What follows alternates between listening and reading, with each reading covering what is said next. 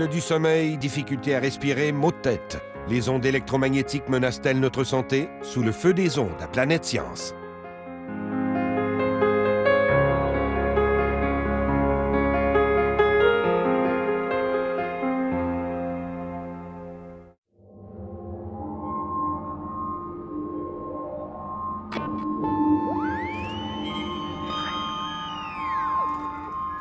Régulièrement, des études scientifiques annoncent de nouveaux dangers dans notre environnement.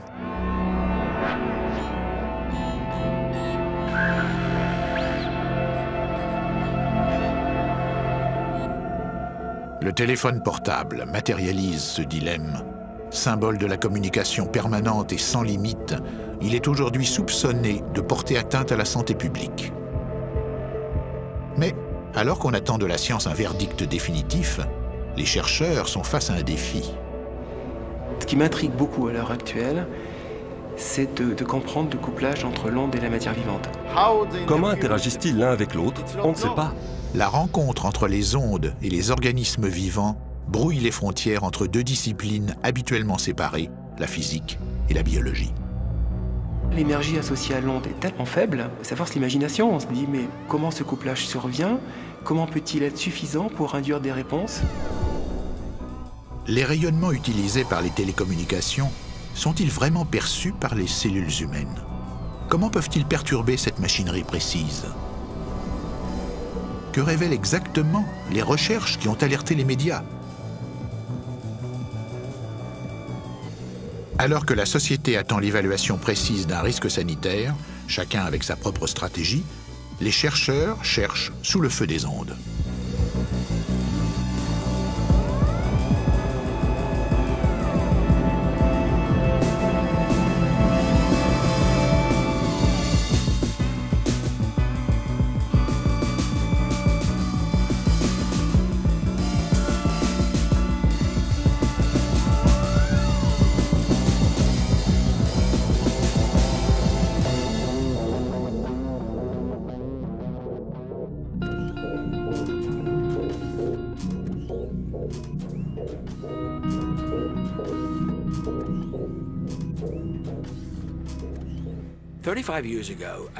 Il y a 35 ans, j'ai écrit dans un article que je pensais que les champs électromagnétiques pouvaient affecter le fonctionnement du corps humain.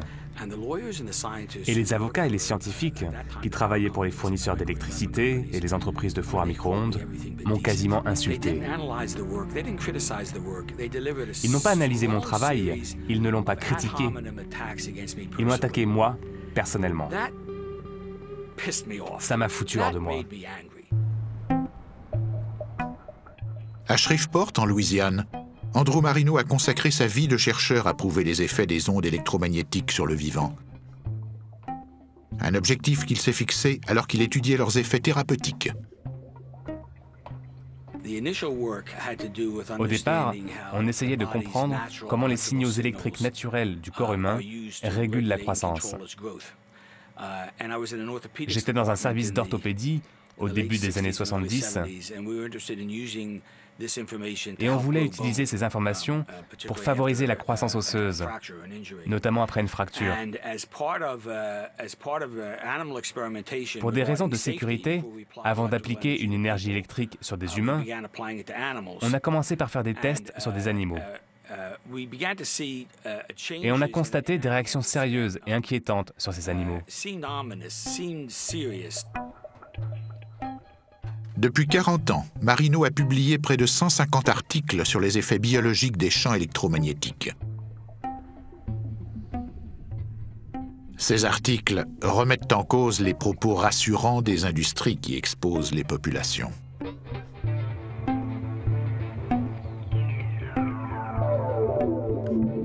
La multiplication des radiations artificielles a suscité depuis les années 60 plusieurs enquêtes sur les populations les plus exposées. Riverains d'aéroports ou de lignes à haute tension, personnel d'entreprises de télécommunications et particulièrement sur les militaires. Mais les études qui pointent des troubles fonctionnels ou des risques de maladies liés à des ondes de faible puissance sont systématiquement critiquées. L'idée généralement admise au début des années 70, à cette époque on s'intéressait aux radars, aux fours à micro-ondes et aux lignes à haute tension parce que les téléphones portables n'existaient pas, l'idée généralement admise, c'était que l'énergie qu'ils produisent est tellement faible qu'elle ne peut pas affecter le corps. La question qui s'est alors posée était de savoir si cette idée était vraie ou fausse. Depuis les champs produits par les appareils électriques jusqu'au Wi-Fi, notre environnement familier nous expose à des rayonnements variés.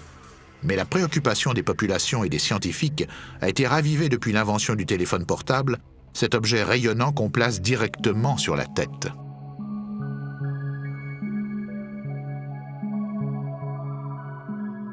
Si les ondes électromagnétiques intriguent tant les chercheurs, c'est à cause de l'énergie qu'elles transportent à travers l'espace. Car lorsqu'on parle d'ondes électromagnétiques, il s'agit concrètement de flux de photons, c'est-à-dire de particules porteuses d'énergie. Plus la fréquence de l'onde est élevée, plus chaque photon possède d'énergie. Et plus il y a de photons, plus le rayonnement est puissant.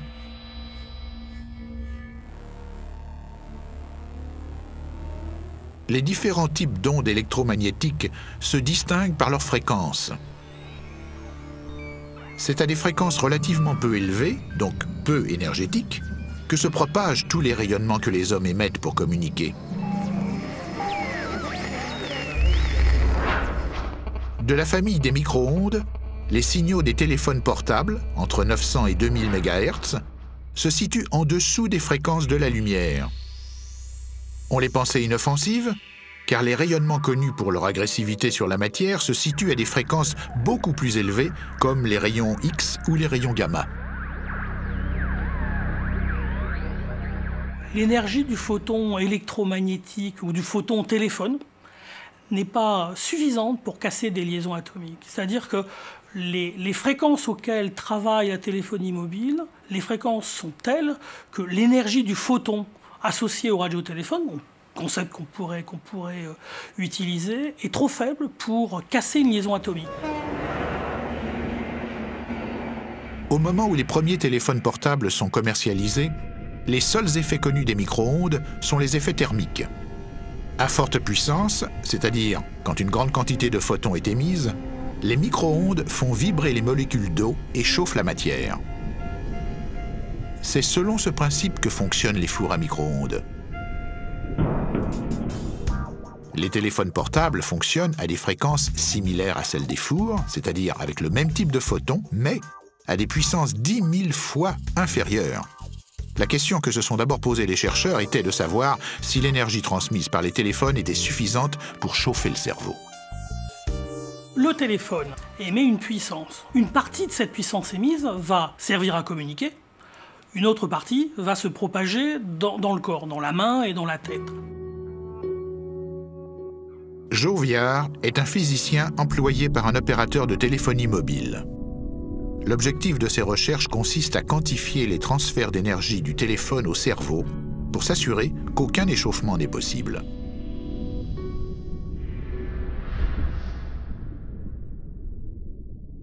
En mesurant des champs électriques dans un liquide, Joe Viard déduit la puissance absorbée par les 10 grammes de cerveau les plus exposés. Il détermine le DAS des téléphones ou débit d'absorption spécifique. Suivant les individus, cette puissance absorbée va être variable. Il fallait trouver une méthode qui nous donne non pas la valeur exacte pour le téléphone, mais une borne supérieure. Donc on a défini, au niveau international, on a défini un fantôme, des liquides et des positions de test qui garantissent que la mesure du DAS avec ce fantôme et dans ces conditions-là donne une valeur maximale. Le DAS inscrit sur la notice des téléphones indique la puissance maximale absorbée par le cerveau de l'utilisateur. La limite légale du DAS, fixée à 2 watts absorbés par kilogramme de matière, assure aux utilisateurs de téléphone qu'aucun échauffement conséquent n'est possible, contrairement à ce que suggère cette publicité truquée diffusée par un fabricant d'oreillettes.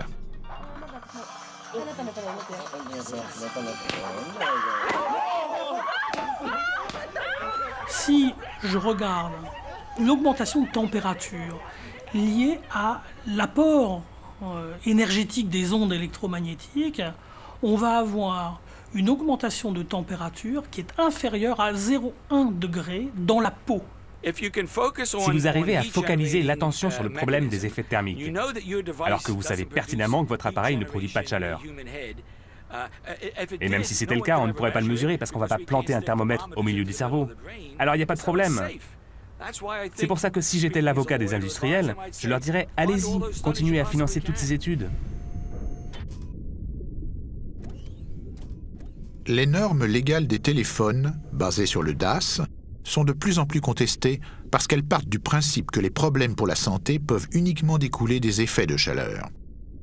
Or, ce que suggère Andrew Marino, c'est que les ondes pourraient avoir des conséquences autres que des effets thermiques, en dessous de ce que le DAS permet de mesurer. C'est comme le jeu des 3 gobelets. On met un caillou sous un gobelet et on mélange rapidement les gobelets. Il faut retrouver sous quel gobelet se trouve le caillou. C'est exactement le même principe. Ils attirent votre attention sur ce gobelet alors que le vrai problème est sous l'autre. Ce gobelet, c'est le DAS. L'autre gobelet, c'est le vrai problème. Parmi ces questions, l'interrogation essentielle des chercheurs est de savoir si les ondes artificielles peuvent avoir des conséquences sans élévation de température, en dessous des limites légales. La matière peut-elle réagir à des rayonnements sans qu'aucun transfert d'énergie ne soit détectable par les instruments de mesure des physiciens?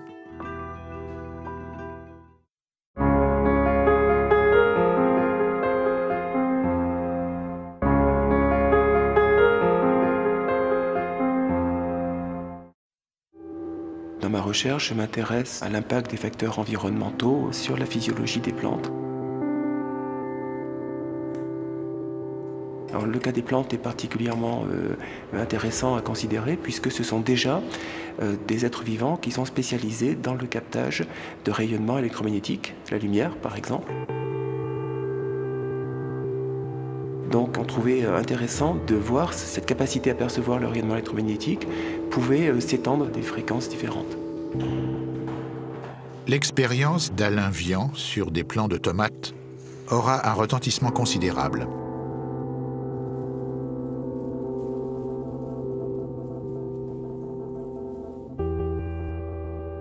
Avec les physiciens du LASMEA de Clermont-Ferrand, qui ont conçu une chambre réverbérante permettant de contrôler précisément les rayonnements, Alain Vian expose des plants de tomates pendant 10 minutes à des fréquences correspondant à celles des téléphones portables.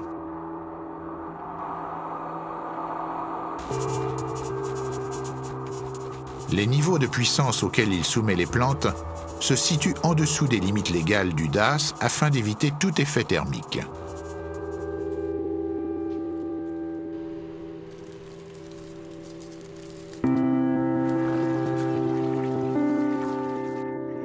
L'expérience révèle que les plantes exposées réagissent. Elles produisent rapidement de la calmoduline. Or, la production de cette protéine est la réaction typique des végétaux face à une agression extérieure. Quand on voit arriver le résultat de l'expérience, c'est que, et qu'on se dit, mince, c'est quand même beau, ça répond, et je crois que c'est encore plus beau quand ça vous amène une surprise. Parce que je me rappelle qu'on s'attendait à avoir des variations, mais pas pour ces pointes cinétiques-là, et pas pour ces valeurs-là. Et quand on a vu l'expérience, que ça se répète, on passe un blindage autour des plantes, et pouf, on n'a plus de réponse.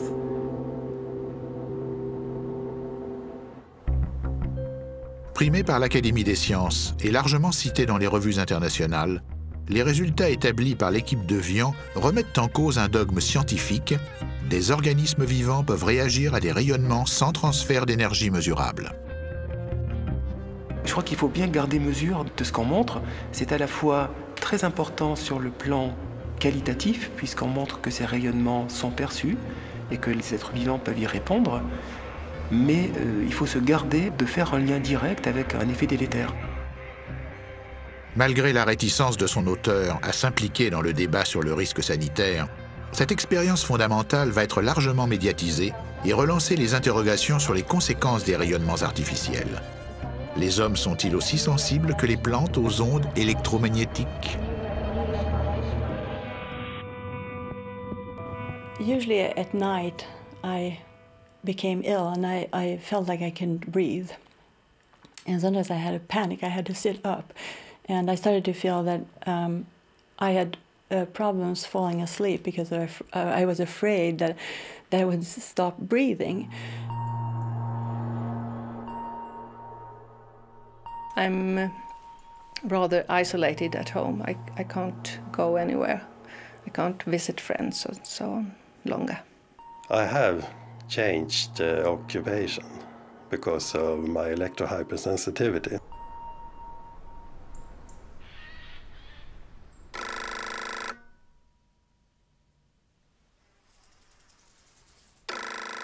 En Suède, au cours des années 90, de plus en plus de personnes se sentent affectées par les rayonnements électromagnétiques. Telles des réactions allergiques, les affections qu'ils décrivent les contraignent à s'équiper de protection, à s'exiler, à se couper physiquement d'un monde devenu hostile.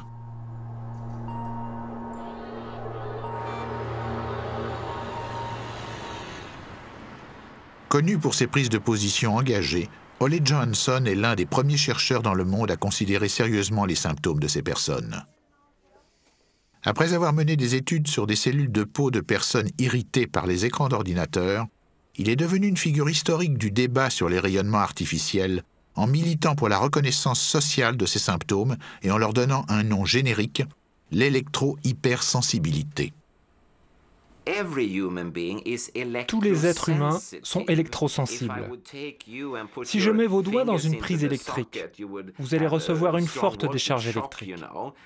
C'est une forme typique d'électrosensibilité, et c'est normal, bien sûr. Mais ces personnes qui sont électro-hypersensibles, elles réagissent, peut-être, à des champs auxquels vous et moi ne réagissons pas.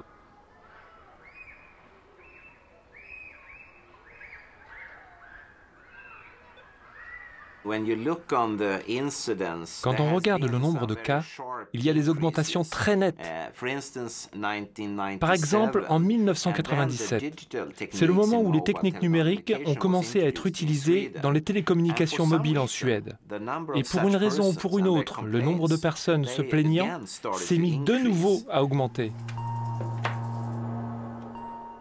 L'électro-hypersensibilité est reconnue en Suède comme un handicap et 2% de la population se dit concernée. Mais si le nombre de cas recensés augmente à travers le monde, ce phénomène demeure une énigme médicale.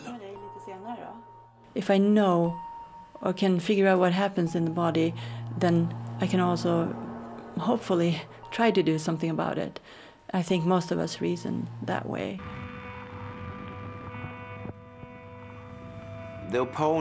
Ceux qui se sont opposés à cette théorie, ceux qui, dès le départ, n'y croyaient pas, ils disaient que ça concernait seulement des femmes ménopausées, qu'elles imaginaient tout ça, ou qu'elles souffraient de troubles psychosomatiques, ce qui aurait pu être le cas, sauf que, quand les cas se sont multipliés, ces arguments ne tenaient plus. L'électro-hypersensibilité pose une question encore non élucidée et excite la curiosité des scientifiques. Car jusqu'à présent, aucune étude de laboratoire n'a prouvé clairement le lien entre l'exposition et l'apparition des symptômes, opposant un peu plus ceux qui suspectent les électro-hypersensibles d'être victimes d'une paranoïa collective et ceux qui les considèrent comme les annonciateurs d'un scandale sanitaire. Les études que mène Andrew Marino se penche sur la capacité qu'a le corps humain à percevoir des signaux de très faible puissance. Pendant 20 minutes, Marino isole ses cobayes humains des interférences de l'environnement. Le sujet est soumis à la seule stimulation d'un champ électromagnétique extrêmement faible, activé de manière aléatoire. Le but de cette étude est de prouver de manière définitive que les champs électromagnétiques pénètrent le corps humain et qu'ils sont détectés, probablement dans la tête, ce qui entraîne des changements dans l'activité électrique du cerveau. L'analyse de son activité cérébrale montre que le sujet perçoit le signal, même inconsciemment. Le système nerveux détecte les sons la lumière, la chaleur, le toucher, le goût et les champs électromagnétiques. C'est le même processus. Il y a une cellule spécialisée quelque part dans le corps. Elle interagit avec le champ électromagnétique qui entre dans le corps et envoie un signal au cerveau pour lui signaler la présence de ce champ dans l'environnement du sujet. Le cerveau reconnaît qu'il n'y a aucune information utile pour lui et donc ignore le signal. Mais le processus consistant à détecter et ignorer, met à l'épreuve les capacités d'adaptation du corps. En d'autres termes, l'organisme devient plus faible et votre santé est plus fragile si ce processus se répète constamment. Selon Marino, les hommes réagissent aux ondes électromagnétiques comme aux autres stimulations de l'environnement. Mais cette hypothèse originale souffre encore des moyens limités dont Marino dispose pour étendre ses recherches. À ce stade, malgré les indices qui s'accumulent, la sensibilité des hommes n'est pas unanimement reconnue par la communauté scientifique. La médiatisation de l'électro-hypersensibilité sollicite néanmoins l'attention de l'opinion publique.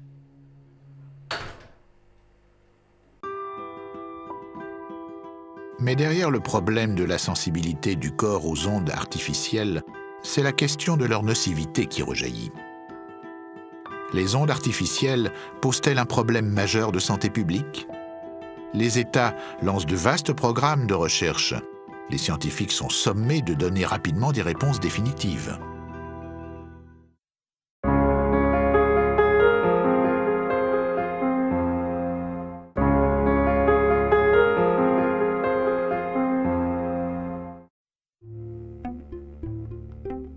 En l'an 2000, l'Union européenne décide de financer le projet Reflex proposé par la Fondation Verum à Munich. L'objectif est d'observer si les ondes des téléphones portables provoquent des effets délétères sur des cellules humaines. Franz Adelkofer est coordinateur de la recherche. Son rôle consiste à fédérer les compétences de biologistes et de physiciens de 12 laboratoires répartis dans 7 pays européens pour élaborer une étude qu'il espère irréfutable.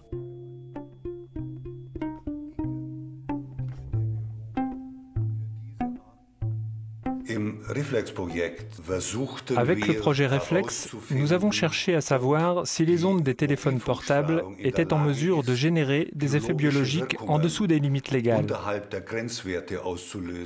4 ans plus tard, Adelkofer présente son rapport qu'il concentre sur les résultats les plus alarmants.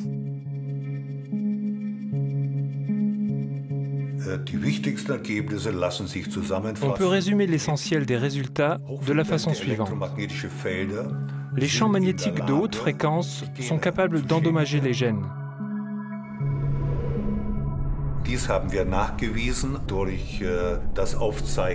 Nous avons en effet noté des ruptures de brins d'ADN, simple brin et double brin. Dans la plupart des cas, les cassures de double brin peuvent être réparées, mais ce n'est pas systématique. En effet, dans un organisme vivant, des protéines sont spécialisées dans la réparation des cassures de brins d'ADN. Mais plus les cassures sont importantes, plus le risque d'erreur de réparation est grand, ce qui peut conduire à des aberrations chromosomiques. En général, les cellules qui présentent une aberration chromosomique meurent. La plupart du temps, c'est ce qui se passe.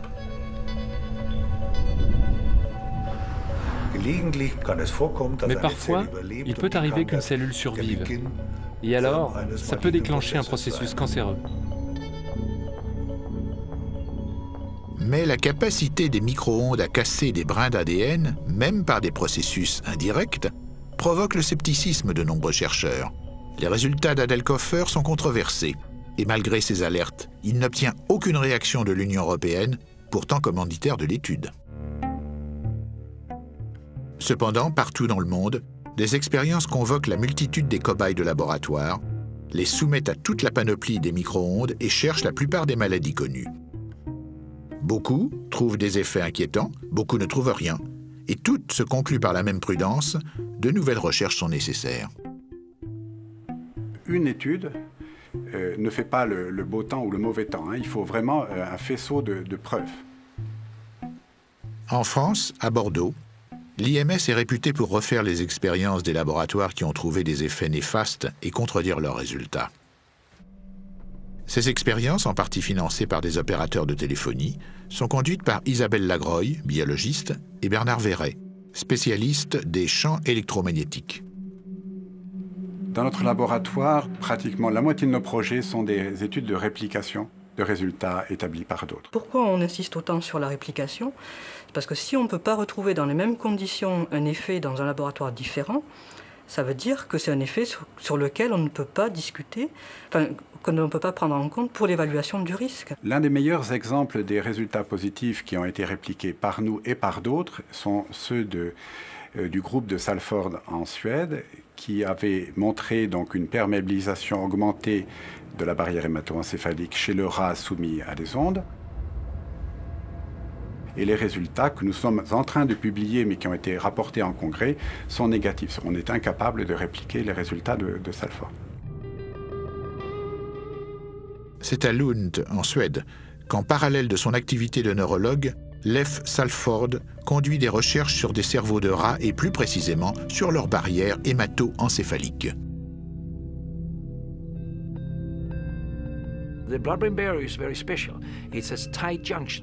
La barrière hémato-encéphalique est très particulière. Sa paroi est très dense comparée aux autres vaisseaux du corps.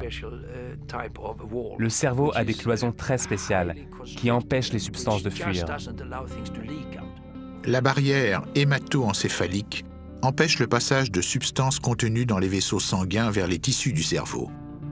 Or, après avoir exposé les animaux pendant 2 heures à des rayonnements de téléphone portable, Salford constate que la barrière hémato-encéphalique devient perméable chez 1/3 des rats exposés, ce qui provoque la fuite d'albumine.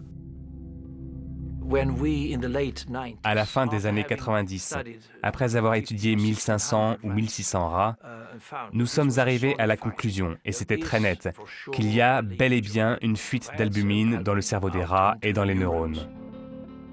Ces fuites peuvent être la cause de migraines ou même, selon Salford, de destruction de neurones. Des lésions neuronales peuvent aussi être responsables du développement de tumeurs, des tumeurs à la fois bénignes et malignes. On se dit, bon là vraiment la barrière hémato-encéphalique, si c'est vrai, si c'est reproductible, il faut vraiment en tenir compte. On essaie de le reproduire, d'autres essaient de le reproduire, et on ne retrouve pas la même chose. L'impact des ondes électromagnétiques sur la barrière hémato-encéphalique a pourtant bien été confirmé par plusieurs autres équipes dans le monde. Sur la quinzaine d'études publiées, la majorité constate ce type d'effet.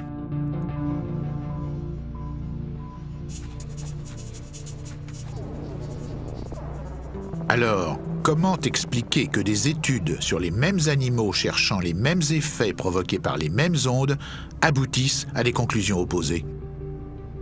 La confusion qui émerge de toutes ces expériences savamment élaborées reflète les enjeux considérables qui pèsent sur ces recherches.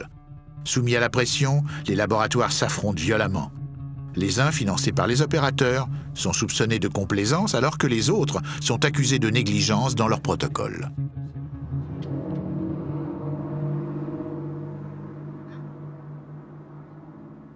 Les données s'accumulent, mais la société attend toujours un verdict définitif. Si vous avez 5000 publications dans des revues scientifiques reconnues et que ça ne suffit pas, alors combien est-ce qu'il en faut? Il en faut 5001? 5002? Quand est-ce que c'est suffisant? Et qui doit décider? La base de connaissances que l'on a maintenant, si les donneurs d'alerte se donnaient la peine de l'éplucher, de vraiment approfondir, pourraient constater qu'il n'y a pas lieu à des alertes majeures en ce moment. En 2007, un rapport indépendant, Bio-Initiative, provoque l'attention de l'opinion internationale. Il compile les résultats les plus inquiétants de 1500 études et extrapole à l'homme une multitude d'effets nocifs, notamment des troubles cognitifs ou du sommeil, des perturbations hormonales qui pourraient se traduire en cancer du sein, des risques de maladies neurodégénératives, différents types de tumeurs cérébrales ou des glandes salivaires, des troubles du rythme cardiaque, des perturbations du système immunitaire ou même une baisse de la fertilité.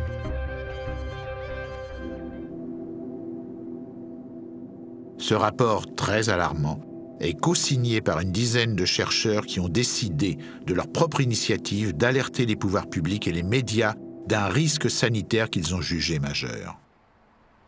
La position délicate des gouvernements face à un risque imprécis se traduit parfaitement dans un concept en vogue, le principe de précaution. Mais le principe de précaution révèle surtout un état de fait. La recherche sur les risques sanitaires court toujours derrière les innovations technologiques. Partagée entre l'urgence de la situation et le détachement nécessaire, la recherche fondamentale tente de comprendre comment les cellules peuvent réagir aux ondes.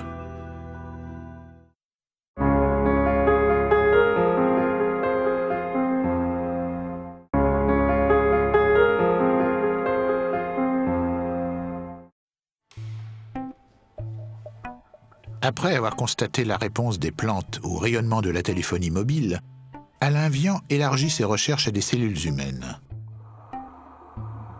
On a choisi comme type cellulaire les cellules qui assurent l'interface avec l'environnement, toujours pour garder cette idée de cellules placées à l'interface. Pour étudier l'interaction entre l'onde et le vivant, Alain Vian concentre sa recherche sur des cellules de peau. La première étape de l'expérience consiste à voir si les cellules exposées déclenchent un mécanisme d'adaptation en réaction au rayonnement. Car, en permanence, les cellules qui nous composent s'adaptent aux contraintes de leur milieu. C'est dans ce but qu'elles produisent des protéines, qui sont les ouvrières de la cellule. Par exemple, lorsque la température autour de la cellule est trop élevée, un gène spécifique est activé pour produire des protéines qui vont tempérer la cellule. Vian cherche des indices de la production de protéines dans les cellules exposées au micro-ondes. Les cellules humaines sont-elles sensibles aux ondes de téléphone portable ?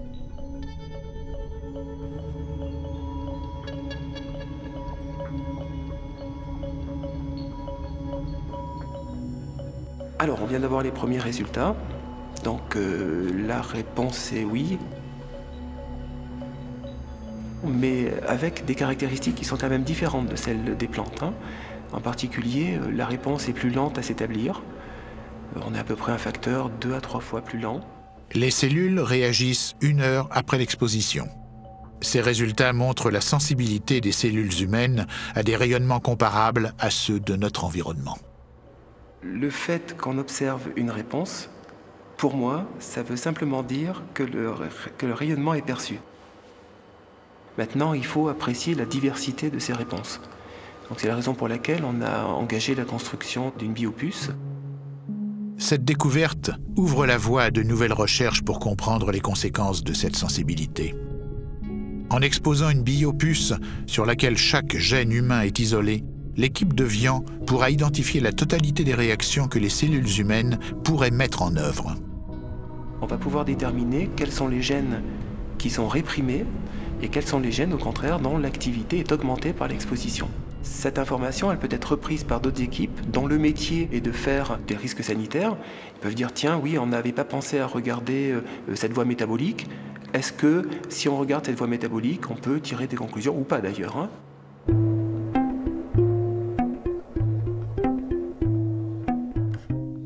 En écho à ces travaux, d'autres chercheurs se focalisent sur un mécanisme cellulaire très précis et explorent ses conséquences. C'est le cas d'une expérience majeure publiée en 2007 par Ronnie Seger.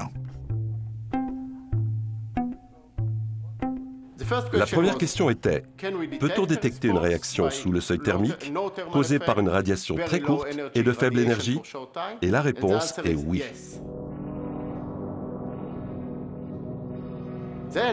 Alors, on s'est posé la question suivante. Quel est le mécanisme qui permet à la cellule de sentir cette radiation très faible et de la transmettre à l'intérieur de la cellule? L'ADN est comme le chef de la cellule. C'est lui qui dit à la cellule ce qu'elle doit faire et comment. Ronnie Seger est biologiste à l'Institut Weizmann de Tel Aviv. Il est spécialisé dans la transmission de signaux à l'intérieur de la cellule. Il y a un grand nombre de différents récepteurs. Le but de ces recherches est de comprendre comment l'ADN, le cœur génétique de la cellule, est informé de ce qui se passe dans le milieu extérieur pour déclencher la production de protéines adéquates. Et il y a plusieurs voies de communication, un peu comme des lignes téléphoniques en fait. Elles récupèrent le signal à la membrane de la cellule et le conduisent jusqu'au noyau. Et ensuite, l'ADN peut commencer à fonctionner et dire à la cellule ce qu'elle doit faire. C'est à partir de l'ADN que sont produites les protéines. Pour s'adapter à l'environnement, la cellule doit donc informer l'ADN des protéines dont elle a besoin. C'est le rôle des voies de signalisation qui transfèrent l'information depuis la membrane cellulaire au contact de l'environnement jusqu'au noyau où se trouve l'ADN.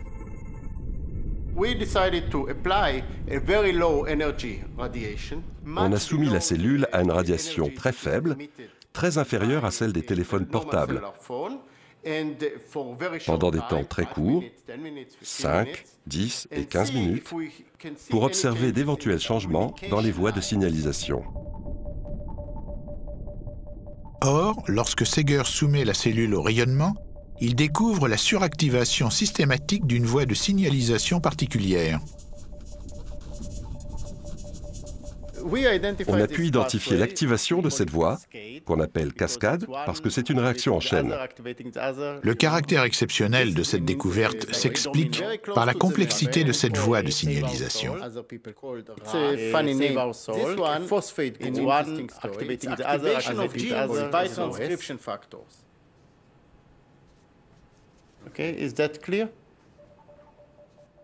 Si la découverte de Seeger a suscité l'attention au-delà de la communauté scientifique, c'est parce que cette voie de signalisation est également impliquée dans la croissance de la cellule. La suractivation de ce signal pourrait donc favoriser la prolifération des cellules. C'est un des mécanismes caractéristiques des processus cancéreux.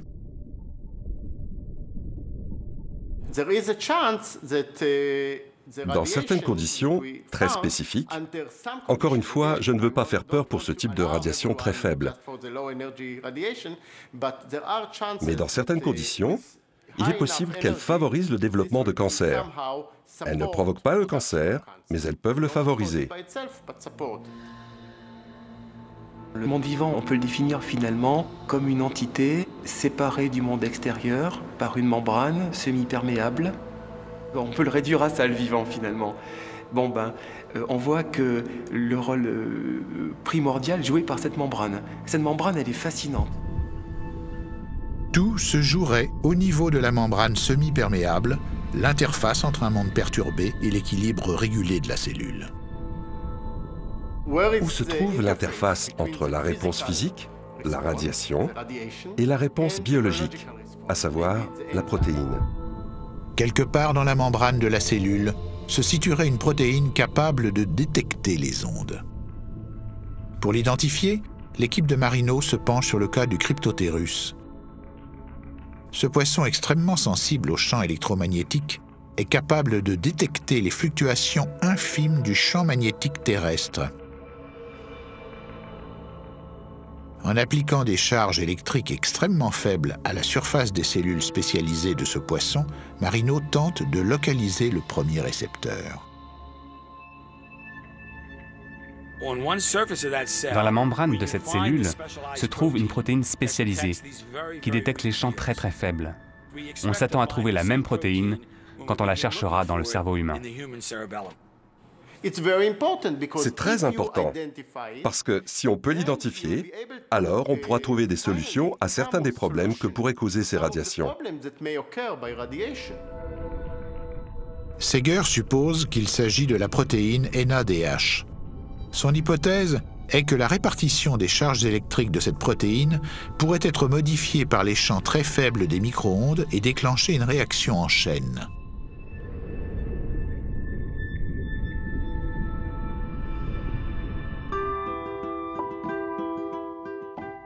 L'ensemble de ces recherches à la pointe de la connaissance ne forme pas encore d'explication cohérente. Mais, chacun dans son domaine, les chercheurs cumulent des indices qui précisent peu à peu les interrogations sur les conséquences sanitaires des téléphones portables.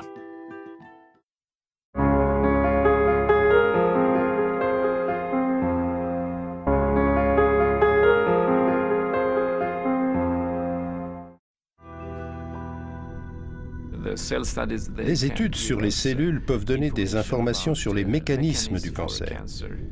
Mais si on s'intéresse aux risques pour la santé, alors l'épidémiologie est primordiale parce qu'elle a affaire directement à des êtres humains et non pas à des animaux et à des cellules dans des laboratoires.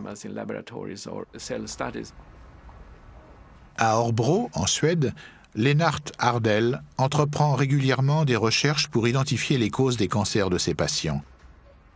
À l'opposé des expériences de laboratoire, la démarche d'Ardell consiste à observer les hommes dans leur milieu naturel. Il conduit des enquêtes épidémiologiques. L'idée est née au début des années 90. Je faisais partie d'un groupe d'études nationales en Suède qui s'intéressait aux champs électromagnétiques produits par les appareils électriques et les lignes à haute tension, parce qu'il y avait le débat sur les risques de leucémie. Et quand on s'est penché sur les données, il nous a semblé qu'il pouvait y avoir un lien entre l'industrie électronique et les tumeurs cérébrales. Donc on a décidé de mener une étude là-dessus.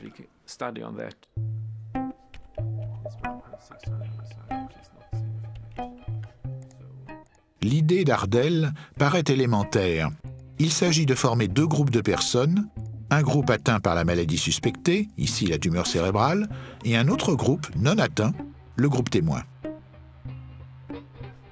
En comparant le temps d'utilisation du téléphone entre les deux groupes, Ardell veut déterminer si le téléphone portable est un facteur de risque. La difficulté principale de ces études consiste à récolter des informations précises. Combien de temps ces personnes ont-elles téléphoné ces 10 dernières années et sur quelle oreille placent-elles généralement leur téléphone? L'étude d'Ardell, menée sur 4000 personnes, est la plus commentée dans le monde, car elle a été la première à constater une augmentation du risque de différents types de tumeurs cérébrales liées au téléphone portable.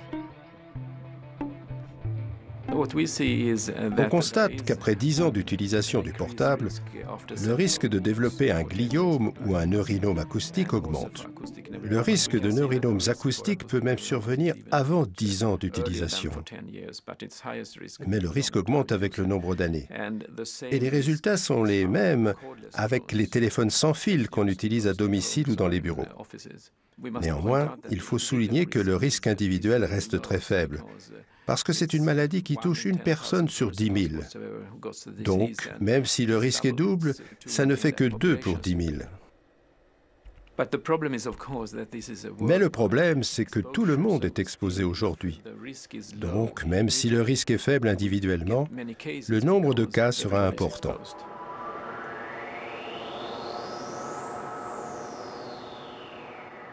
L'étude d'Ardell s'est concentrée sur l'impact des téléphones, car les effets des antennes relais sont encore plus délicats à mesurer. La puissance de leur rayonnement décroît très rapidement avec la distance. Les antennes relais nous exposent donc à des énergies beaucoup plus faibles qu'un téléphone posé sur l'oreille, mais de manière continue. Et jusqu'à aujourd'hui, aucune étude n'a réussi à évaluer clairement leur influence sur la santé.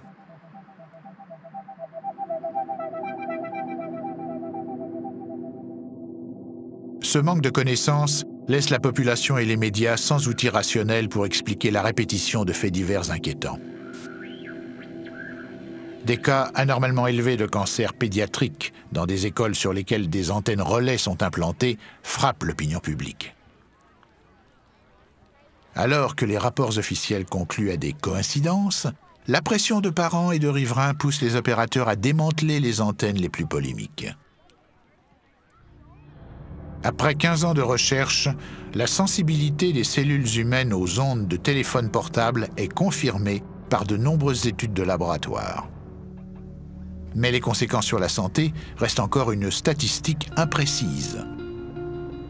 Si le risque de maladies graves, telles que les tumeurs cérébrales, semble faible pour l'individu, il pourrait être significatif à l'échelle de 3 milliards d'utilisateurs. Quant aux symptômes chroniques liés à l'électrosensibilité, ils sont de plus en plus souvent répertoriés, mais l'impact réel du brouillard électromagnétique se fond encore dans la multitude des craintes que nous inspire notre environnement.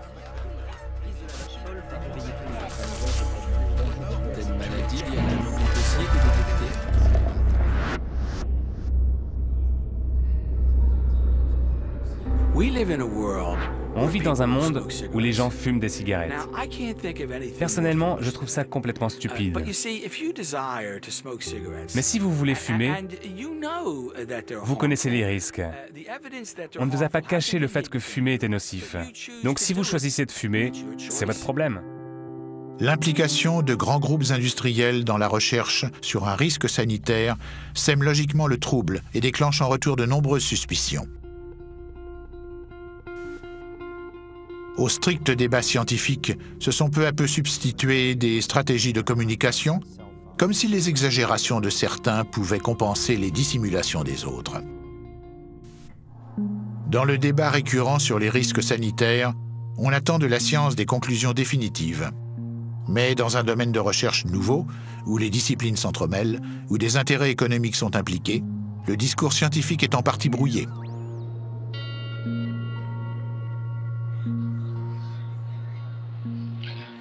La clarté du débat suppose donc qu'on se donne les moyens d'une recherche véritablement indépendante.